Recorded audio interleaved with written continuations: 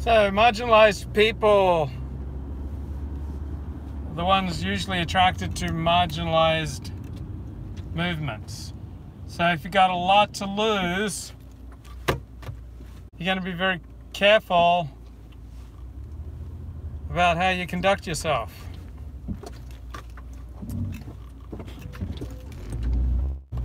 And so dissident movements on the right or left, they generally attract marginalized people who don't have a lot to lose. So it doesn't mean everyone who's attracted to white nationalism or black nationalism or communism in America today is a loser. It means that the odds are you have less to lose than people who are only attracted to conventional movements. So the alt-right is a heavily marginalized movement. Almost nobody with a spouse, with kids, with a good job, respectable standing in community wants to be associated with the alt-right or with white nationalism. It's the kiss of death socially. So dominantly the people who post on 4chan poll, and to watch a lot of Richard Spencer videos and Greg Johnson videos and read Countercurrents and Vox Day and VDare and the Occidental Observer. Generally speaking, these are not people with spouses and children and good jobs, because if you have all that, you'd be afraid to risk it. You wouldn't even you'd feel scared even reading Steve Saylor. I had a friend who was depressed, and when he came out of this particular depression, he apologized for not getting back to me, and he said, I was just really depressed, and I just stayed home for 2 weeks, and all I did was read Steve Saylor. So I remember I started reading Steve Saylor in like 2005, and I remember thinking, oh, this is dangerous, because if I read this, I'll believe it because it just seems so compelling, and then it will seep into my writing and my speech, and I'll be socially ostracized even more than I'm currently socially ostracized. And I kind of just held Steve Saylor at kind of arm's length. I dip in and out of his work, but I didn't want to get obsessed with Steve Saylor, and I managed to keep it at bay until I took this medication, modafinil, in I think June of 2013, and it just made me super data hungry. It made me just want to really learn stuff. Come on, losers. Bloody hell. And so then I just started reading Steve Saylor every day. and I went through his entire oeuvre. I remember I was on JF's Garepi show when he first launched after completely splitting from that other guy that he was partnered with for about 7 months, and Andy Warski. So I went on JF, and one of the questions when I was on there was someone who was concerned about the future of the white race and what should they do about it. And I think my response was examine the implications, whatever it is you want to do. Because if you have a spouse, if you have a good job, if you have standing in the community, you could very well lose all of it by getting strongly into alt-right politics. So think very carefully before throwing your whole life away. And think about perhaps you could be more useful in an understated role, in an anonymous role, or just understand what are the parameters of your life. Like, what are the limits of your life? What are your vulnerabilities? Are you financially independent? You're going to lose your income in all likelihood if you get involved in in dissident right politics. Think about what it'll do to your family, to your friends, to your religious community, to your educational community. And just take that into consideration before you do anything that could leave behind a permanent mark. So just like pornography is forever, you star in a porn film, that's forever. You'll never get away from that. The rest of your life, you'll be known as that cocksucker, all right? You'll never live it down. You'll have the mark of Cain with you for the rest of your life. Dissident right politics, likelihood, mark of Cain that will follow you and your family.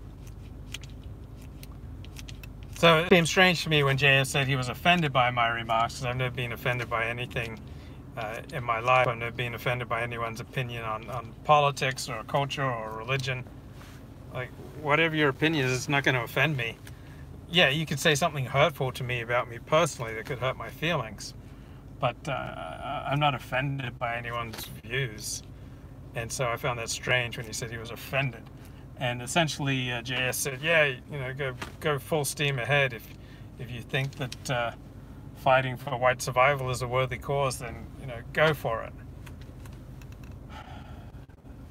I noticed that while there are many fine people attracted to the alt-right and to white nationalism, just as many fine people are attracted to Jewish nationalism or black nationalism or Japanese nationalism or Chinese nationalism, or Russian nationalism or English nationalism, in the current climate in the West, being attracted to white nationalism, the alt-right, dissident right politics is just very edgy and therefore dangerous. And therefore, I think it calls on a lot of responsibility and care from leaders on the dissident right, because the people you're primarily speaking to are marginalized people.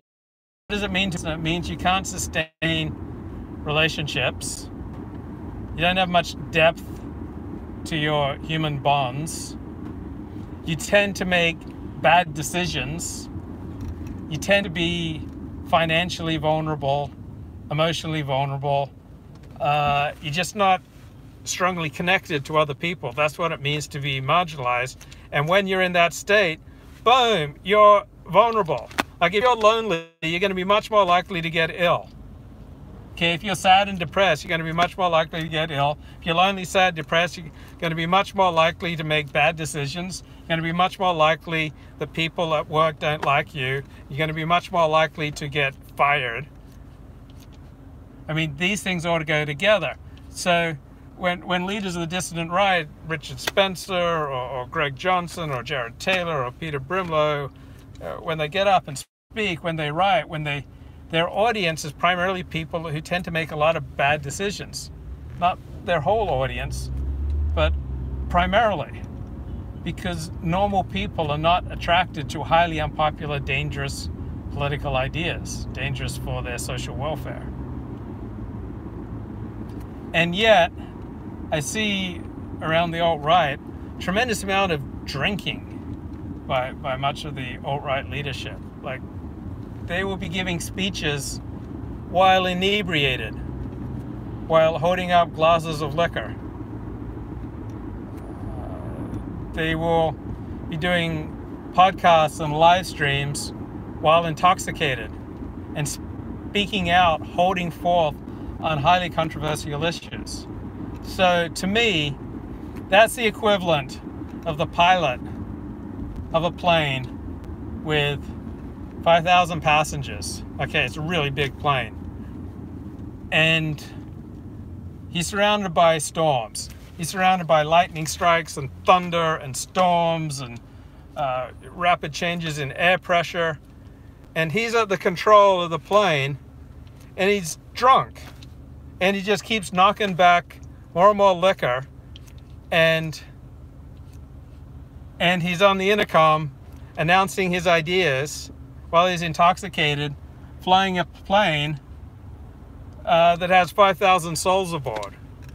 So there's not a lot I agree with Harold Covington on, But I agree with him, for all highly unpopular, dissident, dangerous movements, it seems to me it just only makes sense you should adopt a principle of no drugs, no alcohol till the revolution comes. Because there's just an awful lot of drinking, drunkenness, bad decision making on the alt-right. And I think it's reckless by the leaders who do that.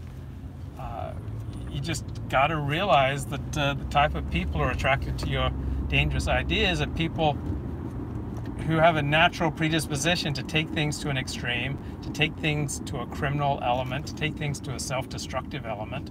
So you got to be more, you got to even be more responsible than an ordinary leader. Because many of the people attracted to dangerous ideas are people who, living dangerously, want the drama and excitement of more and more danger, predisposed to self-destruction, living on the edge. And so that's a heavy responsibility for you if you want to be some alt-right thought leader. And I don't see a lot of responsibility taken in this regard. There were the Clark brothers that were in the news last week, okay? Big fans of Richard Spencer, taken photos with Richard Spencer, shown up to one of his protests, apparently had some connection or affiliation or felt themselves identifying with Identity Europa, and some slight connection, these to Robert Bowers, the guy who carried out the Pittsburgh massacre. And then one of the brothers committed suicide about 2 or 3 weeks ago, and then the other brother was arrested on gun charges. Okay, there are a lot of people like that attracted to dangerous dissident political movements. And so if you're a leader, you have to take that into consideration when you make pronouncements in the way you conduct yourself. Many people who are attracted to dangerous ideas are just itching to do dangerous things. And dangerous things tend to be self-destructive and socially destructive. By contrast, I don't think anyone who reads Steve Saylor, okay, is going to go out and shoot up a synagogue. I don't think anyone who reads Steve Saylor is going to go out and march in Nazi regalia. I don't think anyone who reads Steve Saylor is, generally speaking, going to go out there and deliberately blow up their social status, blow up their professional life, blow up their personal life. So I don't think Steve Saylor says everything he believes. I think that Steve Saylor, by contrast with many other alt-right leaders, takes into consideration what will be the effects of what I'm writing. And so he holds back on a lot of what he believes, and he operates under the question of what will this accomplish, what will this affect. He's talking to normies in large part, and he's trying to get them to see the world in a new way and trying to present his way in the most palatable, normie-friendly way possible. Steve Saylor offers the most gentle of red pills. It's a very easy, gentle way to slide into dissident, dangerous political thinking, reading Steve Saylor. And so there's this atmosphere of calm, of humor. Doesn't take himself overly seriously, tremendous amount of humility, no ranting, no threatening, just no bombast. Steve Saylor is this analytical, understated guy who sees patterns. And you read Steve Saylor and you don't walk away from it wanting to do dangerous things. Okay, it's not the same as like reading the Daily Stormer, or listening to some of the Right Stuff podcasts, where they just develop a sense of anger and rage. Even like regular right-wing conservative talk radio, I noticed they are deliberately trying to gin up this rage at the system and place the host as the one who will represent you, the little guy, against the George Soros big guys who are out to screw you over. So just listening to regular right-wing talk radio or much of Fox News just engenders anger and frustration. Like, talk radio, Fox News are right-wing thought for stupid people. This is conservatism for stupid people. And they're deliberately manipulating emotions, like trying to whip up your anger to develop your loyalty to the host, to the channel, so that they can sell you more advertising. It's conservatism incorporated. It's paycheck conservatism, and it's toxic for your soul. I think watching TV news, by and large, just makes you stupider. By and large, listening to talk radio just makes you stupider. And if it's right-wing talk radio, it just makes you angrier. Like, why do we need to get more angry? I have to confess, I don't listen to left-wing talk radio, but I enjoyed a lot of center-left talk radio, such as Michael Jackson on KABC radio in the 70s and 80s into the 90s. He was center-left. A lot of KGO talk show hosts in San Francisco were centrist. I enjoyed them, and I did not carry away from listening to their shows. This like growing rage that I feel when I listen to people like Dennis Prager. It's like, argh. So I think there are more intelligent ways to go, and it's telling when people don't take responsibility for the type of people who listen to them. Recognize the vulnerability of the people who are willing to speak out for very socially unpopular things, and recognize that most of these people have a strong self-destructive impulse, have poor judgment control, and not going to, in all likelihood, choose the best options for speaking out publicly.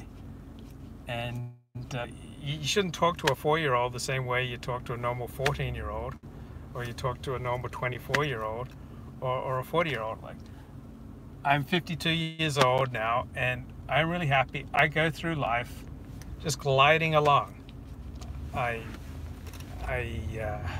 Wow.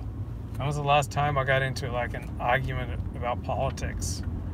Maybe I'll get triggered twice a year in a real life argument on politics. Generally speaking, I avoid it. To me, it's important to get along with as many people as possible in my life to the greatest extent possible. And to me, that's what an intelligent thought leader, podcaster, streamer, that should be the message that you put out. Try to get along with everyone to the greatest extent possible without selling yourself out. Okay, so that doesn't mean selling yourself out doesn't mean that you absolutely have to give your opinion. Because I'd be selling myself out if I don't give my opinion. No, you can just keep your opinion to yourself if it's not going to result in anything good. Like, an intelligent thought leader, podcaster, streamer says, consider the implications for whatever it is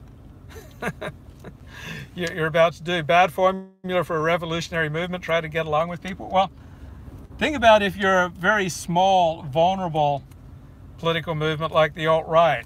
They got all cocky, went into in real life activism. As a result, most of their funding mechanisms got shut down. People got doxxed. People committed suicide. People committed criminal behavior. People got locked up. People got sued. The movement's completely fallen apart.